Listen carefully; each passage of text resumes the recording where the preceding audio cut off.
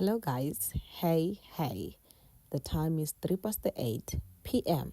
Yes, p.m.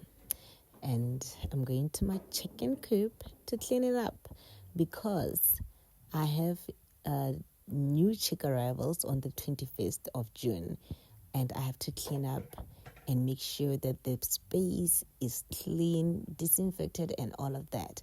But today, we're just going to clean up. The disinfecting and everything, we're going to do it tomorrow. I am so tired from my day job. But then, passion won't let me rest. Passion won't let me rest.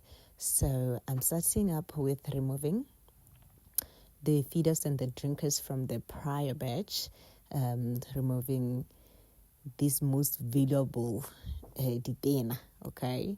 These bricks, I love them so much. They're making my job easier. So I'm getting